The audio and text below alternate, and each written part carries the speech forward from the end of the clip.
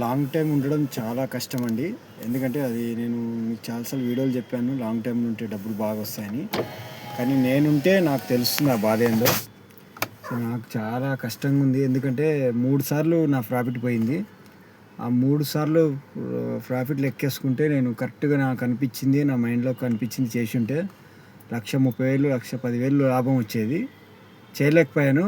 అలా అని చెప్పి గిల్టీగా ఉంది. అలా అని చెప్పి నేను లాంగ్ టైం అనుకున్నా, డిసెంబర్ వరకు వెయిట్ చేయాలనుకున్నా కదా. సో డిసెంబర్ వరకు నేను ఖచ్చితంగా ఉండాలి కదా లాంగ్ టైం అన్నాక.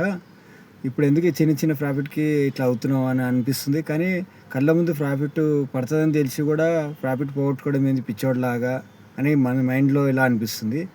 సో లాంగ్ టైం చెప్పడం ఈజీయే కానీ ఉండడం కష్టం. ఎందుకంటే నేనే చెప్తున్నా ఆ విషయం. ఎందుకంటే నేను చాలాసార్లు వీడియోలు చెప్పాను కాబట్టి లాంగ్ టైం ఉంటే డబ్బులు వస్తాయని. సో అది రియల్గా ప్రాక్టీస్గా అనుభవించేవాడికి తెలుస్తుంది కాబట్టి నేను అనుభవిస్తున్నాను కాబట్టి మీకు జస్ట్ షేర్ చేసుకోవడానికి చెప్తున్నాను.